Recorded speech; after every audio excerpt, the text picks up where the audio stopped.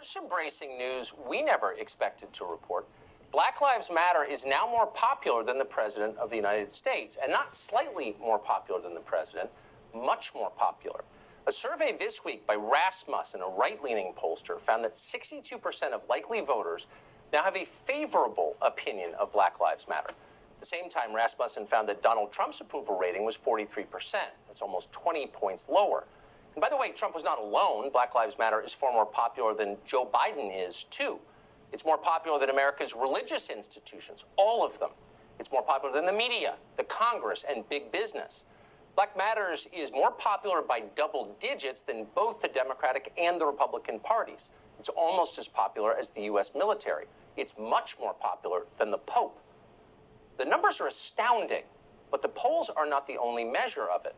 Here's a Black Lives Matter rally from over the weekend in New York. Look at that picture. That is an ocean of people. Ask yourself the last time you saw a candidate for office who was able to draw a crowd like that. The media, in their relentlessly fawning coverage, usually describe Black Lives Matter as an activist group or a protest movement. But that's deception by understatement. Black Lives Matter is not a collection of marchers with signs. It's not a conventional political lobby like Planned Parenthood or the NRA. It's not pressuring Congress to pass some narrow new set of laws. Black Lives Matter is far more ambitious than that. It is working to remake the country and then to control it. It's a political party. As of tonight, Black Lives Matter may be the single most powerful political party in the United States. Nobody says that out loud, but politicians understand it perfectly well. If nothing else, they understand power. They can smell it at great distances. And that's why they're lining up to bow before Black Lives Matter. You can't really reform a department that is rotten to the root. We've heard our people cry out, "I can't breathe." We've heard our people speak out, "Black Lives Matter." This is a systemic problem that requires a comprehensive solution. What I would say is that there is a legitimacy to this anger. There's a legitimacy to this outrage. None of what you just saw is a stretch for Democrats. They believe their long-term goals align with those of Black Lives Matter. And in fact, at times, the group functions as an arm of the Democratic Party. More telling, though, and more ominous is the response from many Republicans. They've been happy to go along as well, or in Mitt Romney's case, even mouth the same slogans. The way to end violence and brutality and to make sure that people understand that Black Lives Matter. That was the former Republican nominee for president. Let that sink in. If there was ever an indicator of how powerful Black Lives Matter has become, you just saw it. Republican leaders brag about their strong conservative convictions, but mostly they just want to be on the winning team, whatever that is. That's why they pause before offending China. It's why when Black Lives Matter tells them to take a knee, they do. It's all pretty strange when you think about it. If the leaders of Black Lives Matter are political actors, and they are, then by definition, you are allowed to have any opinion you want to have about them. Black Lives Matter wants to run the country. Therefore, you can freely criticize Black Lives Matter. Those are the rules of our system, but not anymore. Imagine a world where you are punished for questioning the behavior of the president or for insulting your local mayor. You probably can't imagine that. It's too bizarre. It's un-American. But that's where we are right now. Black Lives Matter has changed the rules. And here's their first new rule: no criticizing Black Lives Matter. You can be fired from your job if you disobey. Many Americans have been. On Friday, for example, the principal of a public school in Windsor, Vermont, was dismissed from her job for posting the following words on her personal Facebook page, quote, "While I understand the urgency to feel compelled to advocate for Black lives, what about our fellow law enforcement? Just because I don't walk around with a BLM sign should not mean I'm a racist," end quote. Unfortunately, the principal's boss disagreed. The superintendent of Windsor Schools described the quote you just heard as, quote, "outright racist." Windsor, Vermont, by the way, is more than 97% white. Also on Friday, an economist called Harold Uhlig lost his job at the Federal Reserve Bank of Chicago for daring to offer even milder criticism than that. On Twitter, Uhlig noted that Black Lives Matter had, quote, just torpedoed itself with its full-fledged support of hashtag defund the police. Now is the time, Uhlig noted, quote, for sensible adults to enter back into the room and have serious, earnest, respectful conversations about it all. That was a racist statement, the Federal Reserve concluded, so they fired Harold Uhlig. We could give you many other examples of the same thing happening. There are a lot of them. Black Lives Matter now enjoys almost complete immunity from criticism. This is unprecedented for an American political movement. But Black Lives Matter is even more powerful than that.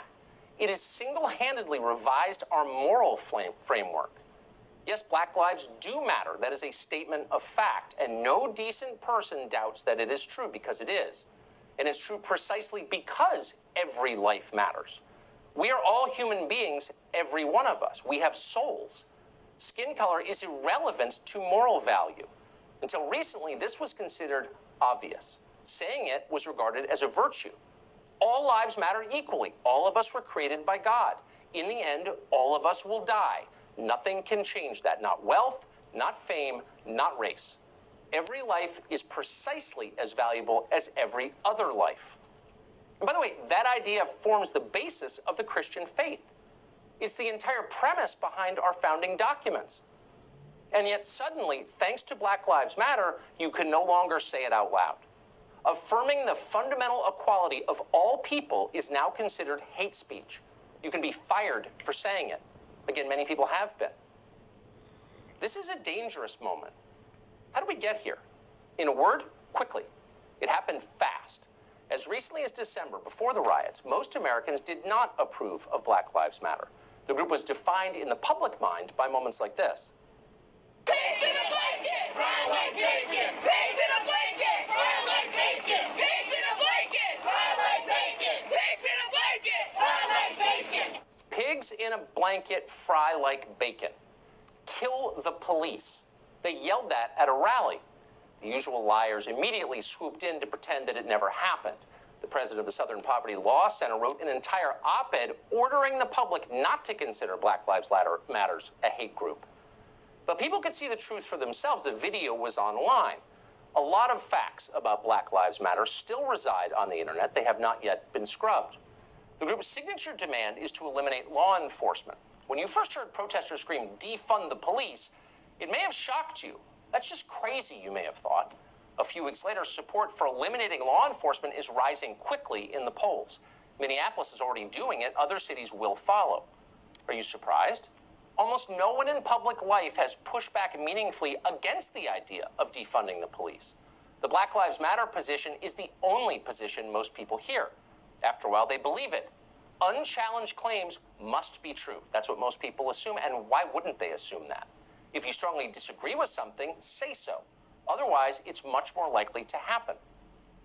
So with that in mind, consider some of the other positions Black Lives Matter has endorsed. The repeal of all immigration restrictions, for starters, they're for that. The legalization of sex work, prostitution, they're for that too. The destruction of the nuclear family, your family. The forced reallocation of farmland. Race-based reparations, specifically, quote, in the form of a guaranteed minimum livable income for all black people. Hear that? All black people, not just the descendants of American slaves. This would include the millions of African and Caribbean immigrants who on average now earn more than native-born Americans. Every one of these new Americans would receive a guaranteed annual income from American taxpayers in order to atone for the sin of what, actually? Allowing them to immigrate here? Black Lives Matter does not explain that part. No one asked them. You could be fired for asking. What you cannot be punished for, however, is looting and burning, at least not if you're Black Lives Matter. Huge parts of our urban landscape have been destroyed in the past month. Almost no one has been held to account for it. Just the opposite. You're encouraged to pretend it never happened. In St. Louis, every rioter arrested has been released without charges. In New York, hundreds were released without bail. Same in Washington, D.C. It's happening almost everywhere, and not just in places controlled by elected Democrats, which tells you a lot. Fort Worth, Texas, for example, is one of the few major American cities that is led by a Republican, Mayor Betsy Price. On May 31st, a crowd of Black Lives Matter demonstrators blocked a bridge in downtown Fort Worth. When police arrived to disperse them, they threw rocks and bottles of bleach. 3 police officers were injured. The mob then went on to loot and vandalize businesses. Dozens of rioters were arrested for this. 10 days later, the city's police chief, Ed Krause, announced that he was dropping all charges against them. Krause issued a statement suggesting that the real criminals in the riot were not the rioters, but his own police officers, whom he suggested would be reined in and perhaps punished. Quote, "This is just one step on a long journey," Krause wrote. sounding more like a therapist than a cop. The chief promised